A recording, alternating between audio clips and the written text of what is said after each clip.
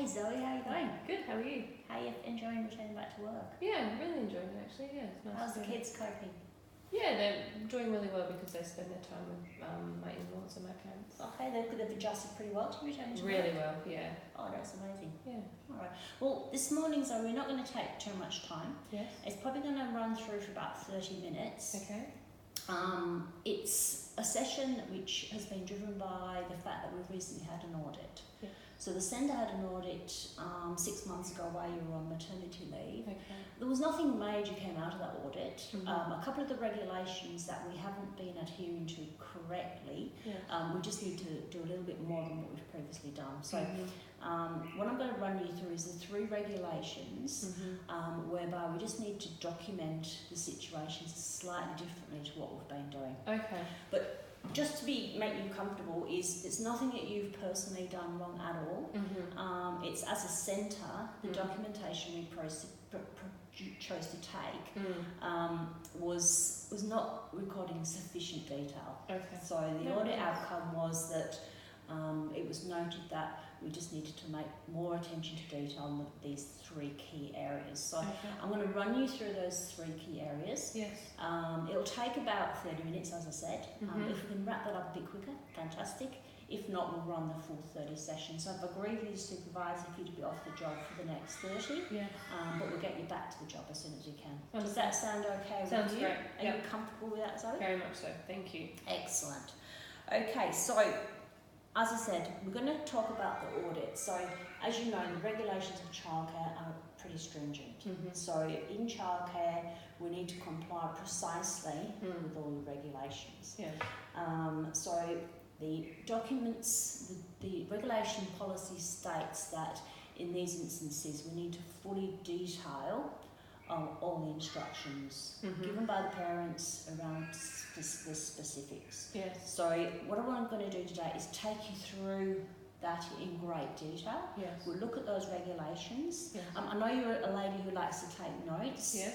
so please take notes throughout. Wonderful. Okay. Stop me at any time with questions if you're not sure, Yeah. you're going too fast, you want Mhm. to slow down, or you want more examples. Happy to do that. Mm. Does Okay. that make sense to you? Yes. You comfortable with that? Yes. Excellent. So let's get into the task. Okay. If that's okay. I will be referring to my notes because it is regulations, Yes. so we do have to get this spot on. Mhm. Okay. Your colleagues didn't have any issues with it whatsoever. No. They were 100% comfortable. Mhm. They've adopted the new changes. Mhm. As I say, nothing that you've done wrong. Mhm. You know, you've been with us for 2 years. Mhm. Totally fine with what you've been doing. It's just a slightly different way of doing it from Yes. now on. Okay. All right. So let's have a look at what the document is. So the actual regulations that we're referring to. All I've done for you, Zoe, Yes. is copied the actual extracts from the policy, Okay. and then you keep a copy of that. Mhm. You only work 2 days a week, so Mhm. part-time, so you're not doing this process day in, day out. Mm. How does that sound? Good. Good. All right, so here's a copy of the actual regulations yes. that we're going to be working through today. Yeah. So what I was going to do is just go through them in detail. So if we start off with Regulation 68. So Yeah. Regulation 68 is the recording of medication. Mhm. What we've done today on recording of medication is we've used the template that the centre has used for like past 5 years. Mhm. But the regulations have moved on, obviously. Mhm. Unfortunately, the centre hasn't moved on with the regulations. So Mhm. we've actually put a few more columns within the documentation, Yes. which you've seen already. I saw you Yeah. having a look at those yesterday. So this shouldn't be anything new to you. I Yes. really want to stress that this is nothing new, nothing changed. It's just more of an enhanced process that we're Yes. going to follow. So the regulation states, a licensee must ensure that a record is kept of any medication administered to an enrolled child during a childcare session. Mhm. Okay. Now, what the point that follows is a penalty fine of $3,000. So Okay. that is the penalty that would apply Yes. if we don't follow this procedure. So it's really important that we get that right. Mm. Whilst the penalties won't be passed on to you as the employee, Mhm. they'll pass on to the centre, and that will ultimately, Affect water down and everyone, affect yes. everyone. Yeah. Okay, so a record of medication must include the name of the medication. Mm-hmm. So if we talk about the name of the medication, where would you look to find the name of the medication? Straight on the bottle. If the parent has removed it from the packaging, what would you do? Speak to the parent. I don't think they can bring it in without a label on there. Great answer. Yeah. You're So on the right track. Yeah. But we'll delve further into that till we get Okay. to the end on that Yeah. one. So the date and time of the administration of the medication. Mm-hmm. So that's exactly what we've been doing right now. There's no change there. So we've always recorded that. Yeah. The quantity of medication administered. Yeah. Can you see any challenges around that with some of the types of medications you see coming through the centre? Not particularly. Obviously. Are the doses always specified, do you find, in your experience? Yes, if it's a prescription, it should have the quantity. Yeah. The only issue is if it's an over-the-counter medication and the parent hasn't given specific instructions. Yeah. Or aren't Yeah. aware themselves. Yeah.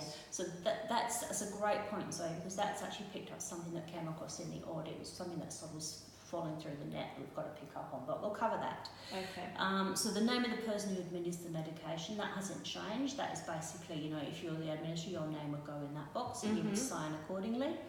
And except in an emergency, a parent's written authorisation for the administration of medication and any instructions as to administration of the medication. So that picks up on your point earlier, where if the parent has got an over-the-counter medication or the like, you need to obtain the parent's written authorisation, and then you can put the notation there around any specifics that apply. Particularly where it's drops are quite hard because it's one drop. You probably find 2 or 3 kind of just fall in at the same time. So that can be quite tricky. So any questions on that component, Zoe? Does another employee need to cite that this is occurring? If that's the policy that's followed at the moment, we're not dropping any policy Okay. requirements. All we're doing is strengthening. So that's a good point. So continue on with Yeah, that. so at the moment you've got two staff signing. Yes. That will continue. As you can see, it's not a requirement of the regulation, but it means that for the auditors, when they look at that next time, will think, tick, right, we're actually doing over and above what we need to do. So this is recording the minimum requirements. What we do over and above that is, it's deemed a bonus. Great. So you're comfortable with extract 68? Yes. Record of medication. So record 69 is injury or accident. So I'll just read through item 1. A licensee must ensure that a record is kept of A, any injury to or accident involving an enrolled child during a childcare session, including details of the nature and circumstances of the injury and accident, and any treatment given to an enrolled child who is injured or becomes ill during a care session, and, unfortunately, the death of an enrolled child during a childcare session, including details of the circumstances in which the child died. So if we just break those 3 down, so if we talk about point A, what do we currently do on this at the centre, Zoe, when a child is injured, knocked over or whatever? What do we generally do now? So obviously initially care for the child, go through the steps, contact parents if necessary. We always fill out an accident form. Perfect. So what's the things that trigger you to contact the parent? What would be the Damages to the head, obviously broken bones, constant vomiting, things like that. Okay. Yeah. And is the centre policy that the child is then collected and returned into the care of the parent? Depending on the severity, say if the parents aren't answering and we believe the child is in danger, or even if it's an allergic reaction asthma attack, it's then contacting ambulances. If we can get hold of the parents and they can come in initially straight away, then yes. Otherwise, emergency services. Okay, so perfect answer. Sorry, the pieces that we've been missing on that component is around documenting the reasons when we don't contact the parents. Okay. So the form states at the moment, contact parent, yes or no. There's now a follow-up field which says your justification as to why the decision was made, whether it was a yes or no. So then the auditor can see that we've deemed it appropriate to contact the parent because of the situation she cited there, which was, bang on the head, constant vomiting and the like. But on the contrary, we also need to document why we chose not to, i.e. the child ceased vomiting or whatever the situation was. We are in an industry where we're looking after children so the parents can work. So we've still got, whilst we've got, that duty of care, we've got a duty of care to the parents because that's our role, is to care for those children in that period. So if the situation changes and the child is absolutely fine, we've done all the possible checks, then you justify that in that column. So that was missing on that one. Great, all right. Okay, so section 2 of this regulation, a licensee must ensure that a record under sub-regulation 1A or B concerning a child is retained until the child reaches 24 years of age, and B, a record under sub-regulation 1C is retained for a period of 6 years from the date on which the record was made. On those points, I haven't actually printed off the sub-regulations for you, but I think you're probably familiar with them in any case. So it's how long we keep those records, that's all it relates to. And they're very specific, so just to beg on the air of caution, we keep everything for 24 years anyway. Okay, yep. So either way, both subsection A and B are covered. Again, a penalty of $3,000 applies if we contravene that. So again, very severe penalties. Yes. Okay. Comfortable with? Very much. Any questions? Should we just pause at that point for questions? No, I think it's You're okay? understanding, yes. Excellent. Thanks. All right. So the final regulation which we look at, which is a little bit, probably not as much black and white, a little bit grey on this section here, is the program of activities. So a licensee must ensure the provision of a program of activities which is developmentally appropriate to the needs of the children attending the services. Point 1. So I think we give ourselves a tick for that. We've been doing that very well. We have a program, we have it pinned up in each of the rooms for the various groups. The area that we sort of haven't been as tight as what we should be is subsection 2. Okay. So subsection 2 states, a licensee must ensure that the program meets the play and relaxation needs of children, provides a balance of indoor and outdoor activities, includes activities that child may choose to participate in, and is designed to stimulate and provide for the development of each child's social, cultural, physical, emotional, intellectual, language and creative potential. Okay. So you can probably guess where we've probably not been tied here. So that's item D. On our current activity programs, we've got all the program systems, but we're not actually specifically stating that we're ticking those various boxes. I think as a group, we know we are, and we know we're doing it, but from an audit perspective, from the regulators, they need to see that that's actually been done. So you need to actually state now within the program activities which one of those you're ticking off. Yes. So that was actually missing. Whether that is included within the statement that this activity stimulates emotional intelligence due to, and you just ABC, whatever that is.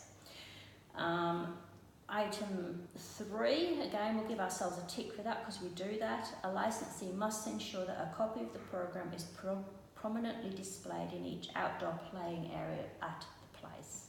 So we do that. We've got specific, it's a task for the supervisors to whip the Friday one off as they leave. Monday one's ready to go on for the next week. So what's your thoughts on that? How will that affect the way you prepare those programs, Zoe? I think just a bit more thought needs to be put into each program. Ensure that each week we are covering each area of development and for each specific child. There's a lot of varying stages of development in each room. So we need to make sure it's a bit more inclusive. I haven't actually looked at those programs for a while. Do we actually state on those programs? So say if there's a child in there with a special needs child, is there a specifically program for that child?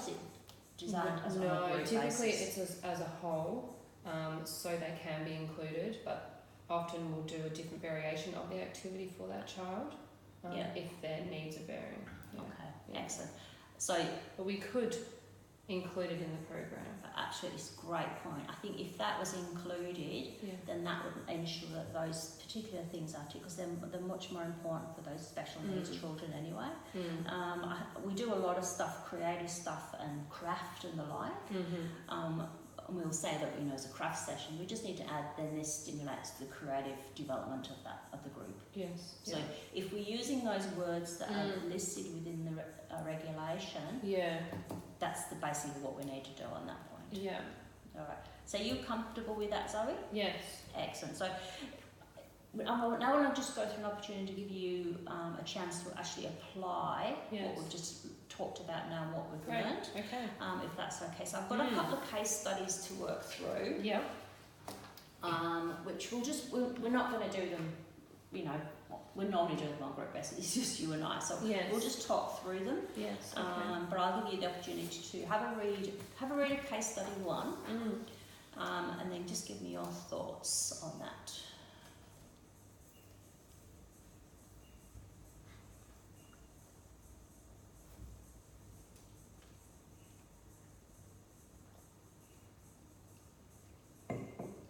So this is fairly common, under 2-year-olds. So the boy's been left with a blocked tear duct.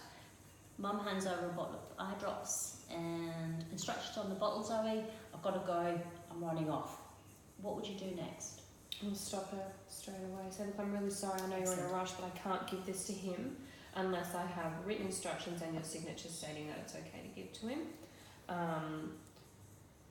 And so then I would need to get her to fill out a form. Writing the clear instructions, when she gave them last, how often she wants us to give them to him. Even though it already says on the bottle, I need to know that she's written it down. So that would be the questions I would ask, information. So I would need her to write it down and then sign off on it. Yeah, so that's just using our document. That's obviously perfect response. You've ticked everything there, Zoe, so that's great. So I'll give you a tick on recording medication. Well done. So case studies 2 is probably a little bit trickier, probably a little bit of intervention. Have a read on case study 2 and tell me what you think there.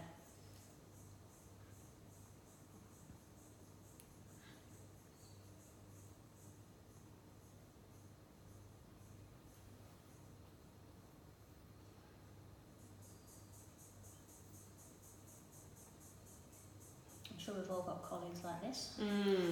Yeah. So what would you do next? I would take Billy inside or have him come and sit down, just because the fact is he's bumped his head. And you never know with concussions, essentially, if a child has it or not. So I would take him and come and sit down, at least give him 10 to 15 minutes out, have him drink water, continue talking with him, just to ensure that he is okay. But I would definitely write up an accident form anyway. Yeah. As to the fact he has bumped his head. Excellent. If he's okay within that 15 minutes, I would not advise ring his parents. Okay. If he's. What would you tell his parents when they picked him up at the end of the day? Billy was climbing on the frame today and he bumped his head. We observed him for a specific period of time. Yeah. He was fine. He was talking to us. He verbally said he was okay, so we let him continue playing. Okay. Probably the only other thing to add to that is obviously got some obvious grazes. Or yes. Oh yes. Yes. And showing him on his body where he actually. I think the worst thing you can do is a parent gets home and oh my god, how did that happen? Yeah. Whereas if you point it out to them and they pick the child up, that's great. So perfect response. What about your colleague? I haven't covered that in the case study, but would you have a side conversation with your colleague? I would tell them what I am doing and the reason I'm doing it, hopefully to kind of make them realise that this is what they should be doing as well. Great, yeah. I don't know if it's my role to tell them what to do, but I'm telling this is what I'm doing, and I think I need to do this because... If that situation occurred again with the same colleague... I would speak to a supervisor, definitely. Excellent. Yeah, spot on. So, case study 3. So we're looking for you for activities for the toddlers and the preschoolers. Yes. an activity for play and relaxation days you suggest? Something that we kind of enjoy doing, or we used to enjoy doing, was children's yoga. Excellent, yeah. And which, like, put on relaxing music and just get them to copy along as they well, that can. covers both groups, doesn't it? Which is fantastic. Yeah. What about indoor and outdoor activities? So outdoor, we really like to do. What is it? Just trying to think. So is this something that you're currently doing? Yeah, it really depends activities on that we could enhance perhaps, or make it a little bit changed to make it a little bit more interesting each week or something? Yeah, well, at the moment, with the children, we have a veggie and herb garden outside, and so we've been watering that and caring for the garden. We also have tadpoles outside, so I guess we could enhance on that, have the children actually plant their own veggies and herbs. Obviously case study 3 is something for you to actually spend some time on, and I feel like I'm rushing case study 3, so I'm conscious of time as well. Yeah. So maybe if you give that some thought, Yes. I'll pencil a note in your training plan to say that you're going to come back to us with some ideas for that. Definitely. Rather than sort of chew on it for too long now when I know you need to get back to work. Is that okay? Yeah, no, that sounds good. Fantastic. Okay, sorry. Well, from my perspective, I thought you've really taken the regulations on board. You understand exactly what you're supposed to be doing. From the examples you've given within the case studies, you're able to apply it very easily. So that's great. I have no concerns from where we go from here as to next steps. Because of the audit, your entries in the documentation will be monitored, proof checked for the next 30 days. From a compliance perspective, for you to achieve competency in this area, you must have 100% compliance in this for the next 30 days. Now, 100% does seem like a big number, but we're in a regulated industry, we have no choice, we can't have anything slipping through. So I have no concerns with how you're going to perform that, because you're basically doing exactly what you're doing, just a couple of extra columns for the documents. So okay. Are you okay with that? Very much so, yep. Thank you so much for your time, Zoe. I know we've covered a lot. If you have any questions or anything in the next couple of days, please come back to me, or when you're in next week on Tuesday. Sorry, all I need for you now is just to complete a feedback form, Zoe, just to confirm how you felt the training went. Yes. That's okay with you? No worries. Thank you, Zoe. Thank you.